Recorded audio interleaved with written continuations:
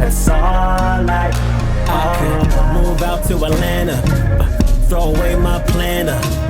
I call this high-rise lo-fi. You can call it manna. If you don't understand, then you're not listening. I'm just so elevated now, my skin is glistening. What is up, everybody? I am Legend, and welcome to How to Record Vocals the Easy Way in any DAW. Let's dive in. So this tutorial is going to be done in Logic Pro X. So anybody with Logic or GarageBand, you'll get kind of an idea exactly how I do this in your programs. However, this can be applied to any DAW out there, whether it's Ableton, FL Studio, Pro Tools, it doesn't matter. I'm talking about the techniques, how to record vocals. Now, the easiest way to get started with this would be to download the layout template I have included in the description below. This is going to be if you have Logic Pro X or GarageBand. I have options for you guys, so you can just download the template and you're already laid out to kind of have the bare bones, the foundation of your project. If you don't know how to set your stuff up, depending on what DAW you use, there's gonna be different steps you take. I do have one about Logic/GarageBand here you can watch. So once you have your project session set up in whatever DAW you're using, of course you wanna import your music. So I'm actually gonna use the browser button here in the top right-hand corner, as you can see, to search my music for a beat called Awe. This one to be exact. All right, so we have that. So all we have to do is click, drag, and drop here. So we have our beat at the top here. Open up our library button in the top left-hand corner. This is where we're gonna find all of our patches because I do have a specifically saved patch for this song that I want to use. So I open up my user patches and I'm gonna get ready to select that. Now I wanna make sure that all of my inputs are set to the right place. That way you can hear my voice. Currently, it's not currently set up. The way that you set your input is you click this button here, we go input and select input 1.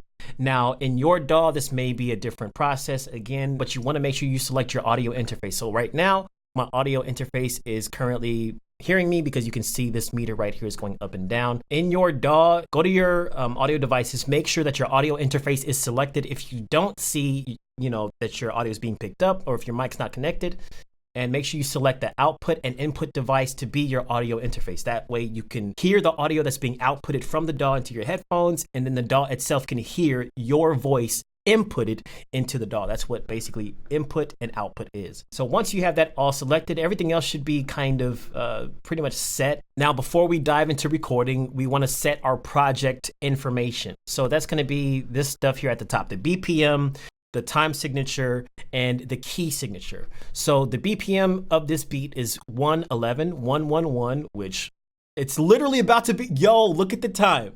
It's 1:11, right? What time is it? 1:11 p.m. What are the odds that I mentioned that right before? Okay, anyway, sorry. Usually my songs are in 4/4, sometimes 3/4 if I'm feeling, froggy that day. 4/4 is the general time signature for most songs, unless you're someone who knows much about time signatures. And then the key that it's in is B flat minor. So we just click on here and we just click on B flat minor. We do have a little bit of a vocal chain here. It's a basic one. It's all stock sounds, all stock plugins, sorry. So now we are ready to record. It's very simple. You just make sure that you highlight whatever track you're going to record. So this one is highlighted, it's selected, the lead vocal, and we just tap on record here. Right now we have the count in. So when I record, it's gonna have a 4-bar lead in to when the beat starts. But I don't want to do that right now because I don't need the lead in time. Keep the metronome on to make sure I'm on beat. I'm going to lower the volume of my DAW. And basically the reason I do this is because I don't want the beat to bleed too much into the headphones. There's ways to get rid of that with, plugins from Isotope, RX, you can clean up your vocal tracks. However, the better your source audio is, the better processing or less processing you'll have to do in post-production. So I do keep the beat rather low. I take one ear off. Some people like to monitor themselves. If you want to monitor yourself as you're recording with both headphones on, you can just click this little I button and you can hear yourself as you're singing. But as I'm talking, there's a slight delay, so I don't like that. I turn it off, I take one ear off, and now we are ready to record. Make sure we're at the whatever spot we're gonna start recording, and then we just hit this red record button and start singing. Now, of course, depending on your audio interface, you wanna make sure your levels are set correctly. So I have the Audient Evo 4, which with that interface, I can automatically set the gain for my vocals. So I just press 2 buttons, I start singing a line from my song, and it sets it to where I'm not peaking in the volume, but I'm also not too low. If you don't have an audio interface that automatically sets your gain levels for you, I'm not one who really does gain staging and all that stuff. I just set levels to where they don't peak, they're not too quiet, boom. I go by what I hear. I don't go by you have to reach a certain decibel and have to. Everything I do is just a natural process. It's I don't think about specifics like that. I think about, does it sound good or not? So that's what I'm teaching today. The way to test this, like, you can start recording. Let's just say, want you on my team because I know. So this is it's a quiet vocal right here. However, if you had it to where your volume was too high, want you on my team because you see how loud this is? So as you can see, I mean, this is not peaking currently. It's kind of a hot vocal, you know, and by hot, I mean it's loud. As long as your vocal doesn't look like this is an example of what it looks like when it's peaking. And I can play it for you. It's not gonna be pleasant, so like you hear it, there's distortion in there. You don't want that. You don't want this look of a vocal that is just literally a block.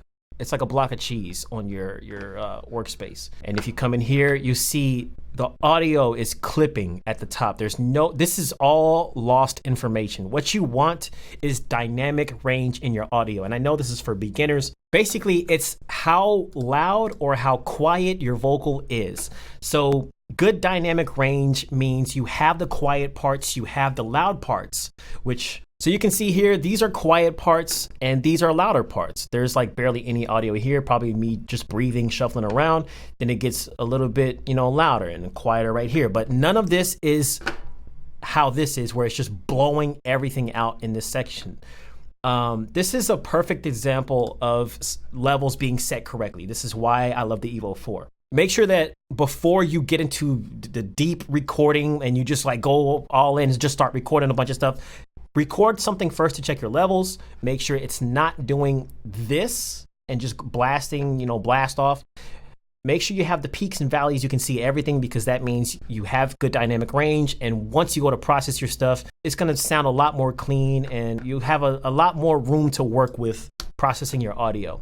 So you don't want to be so far away from the microphone that you get echo from the walls, especially if your room is untreated. People who are recording in their homes, you know, who don't have treated walls, which is me, you don't want to be too far away because you're going to get stuff bouncing off of everywhere and it's going to come off in your audio. All right, so here's what we recorded so far. I'm trying to get you on my team because you know I know. If you don't want to leave the past and let me go, that's all I know. There's a big ol'... Here's actually an example of something that you can do. So let's say like you're recording your vocals, and much like how I have here, there's a situation where the take is nearly perfect, but my ring hit the table. So this is where comping would come into play. If there's a section that you need to re-record something, you literally just go over the section, you press record. That's all I know. So we're gonna start recording right here.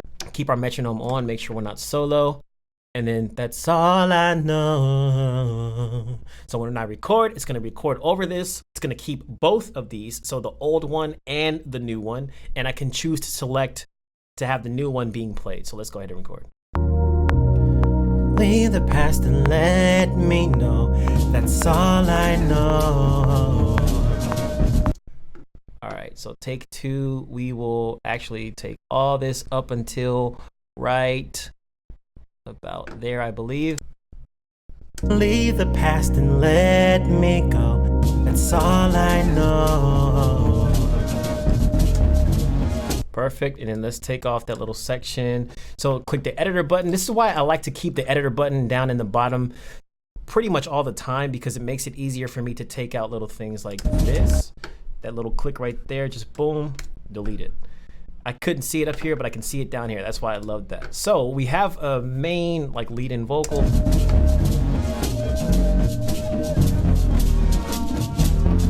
Everybody hands up, let's go. So right here is where the verse starts. So I'm gonna go ahead and skip to where the verse starts. We're gonna go ahead and record this vocal, this lead vocal right here. Same process as always.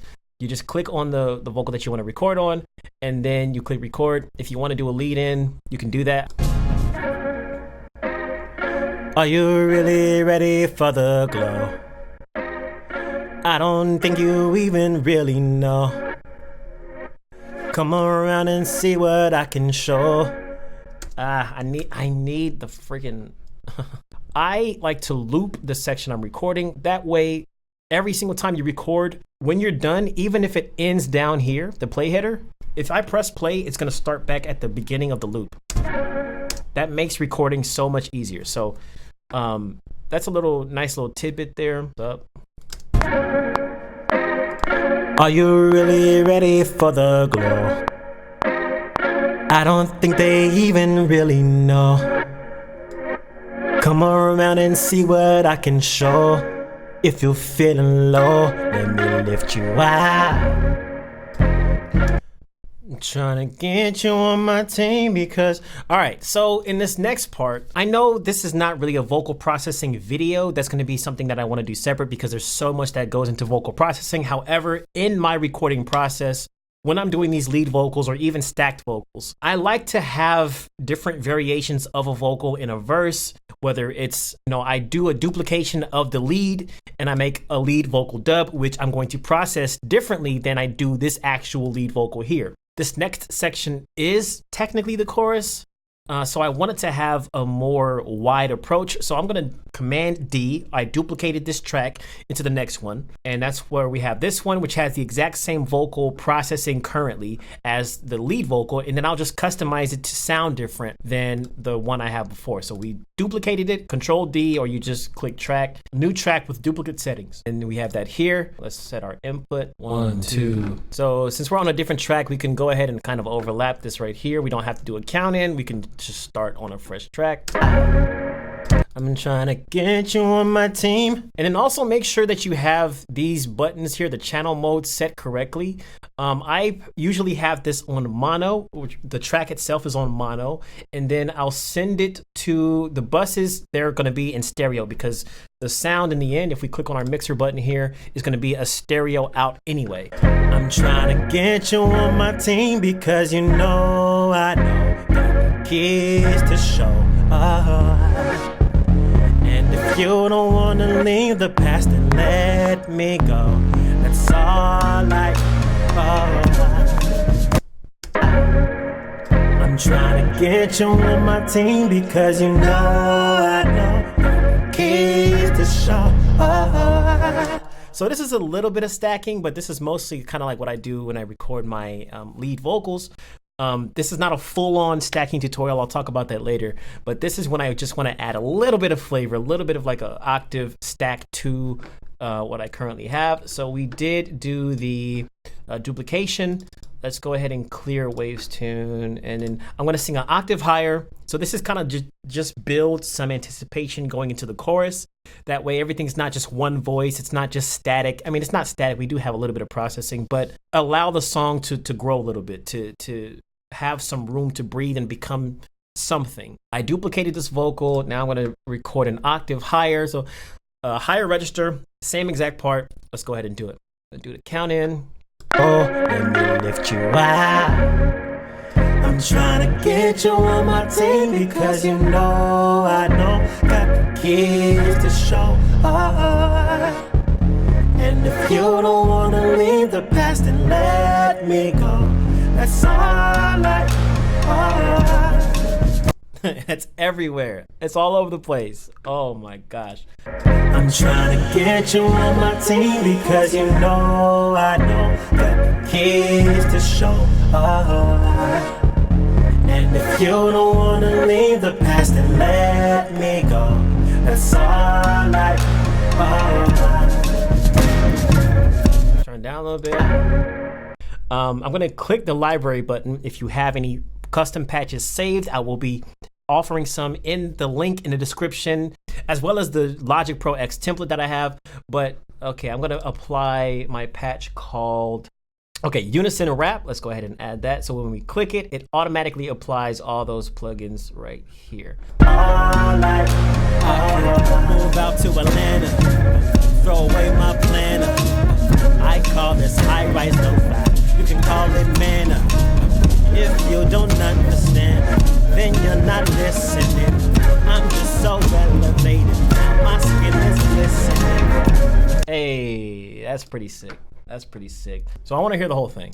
I'm trying to get you on my team because you know I know. If you don't wanna leave the past, then let me go. That's all I know.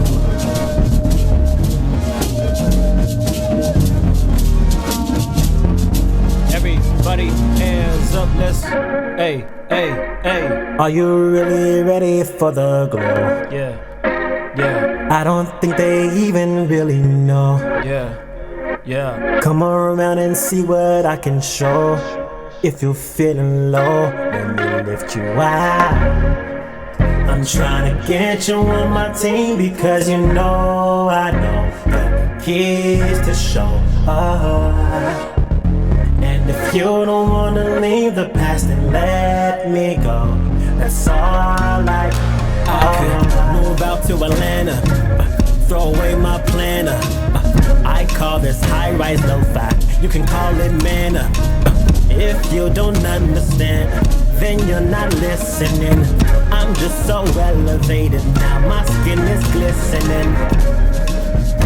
Oh yeah, oh yeah, oh yeah, oh yeah, oh yeah, oh yeah. Skin is glistening. We're just gonna add in some random stuff. So using everything we learned, we're gonna go ahead and punch in right here, use the 1, 2, 3, 4 count in, turn on the metronome. These two come in very handy. And I'm just gonna add in some like some little Uzi type stuff to fill in those blanks. So we're gonna start recording right here. We got the lead in and we're on our vocal here. So we just press record, we're on the track. Boom, let's go. Everybody hands up, let's go. Are you really ready for the glow? I don't think they even really know. Come around and see what I can show. If you're feeling low, let me lift you out. I'm trying to get you on my team because you know I know the keys to show. And if you don't wanna leave the past, then let me. Are you really ready for the glow? I don't think they even really know. Come around and see what I can show. If you're feeling low, let me lift you out. I'm trying to get you on my team because you know I know the keys to show. And if you don't wanna leave the past, then let me go. That's all I can move out to Atlanta, throw away my planner. I call this high-rise lo-fi. You can call it manna. If you don't understand, then you're not listening. I'm just so elevated now, my skin is glistening. I love this song. This song, the whole aspect of the song, the fact that it's called Glow and it's talking about being elevated. And if you don't see the elevation, if you don't get what I'm talking about when I say you can call this manna, this music that I'm making, it's manna from on high. It's a message. This was how to record vocals in Logic Pro X, how to record vocals in any DAW really, but just the process of going about setting things up and then doing the different panning, comping, different things to pay attention to. Now the next video is going to be talking about how to record harmonies because this is where it really gets tricky and it really gets interesting because lead vocals, everything's down the middle. You do some panning, you do some processing to get things to sound different, but it's just one and done. You record one, you mix it, you add your processing, boom. But when it comes to harmonies, There's panning you have to do. There's setting the levels of each note and how to know how to mix the harmonies and everything. I'm going to talk all about that in the next video. If you have any questions or comments, or I didn't cover something in this video, please leave a comment down below to let me know how I can help you or what I may have left out. Because I just kind of flow with these videos, and sometimes I don't, get every single thing. I'll make like videos about mixing and all that stuff later on. This is strictly about how to record basic vocals. So that's the tutorial. As always, thank you guys for watching. I love you. Stay legendary, and I will see you next time. My apologies. I couldn't hear what you said. Have the last word. You just ruined my outro. Thank you, Siri.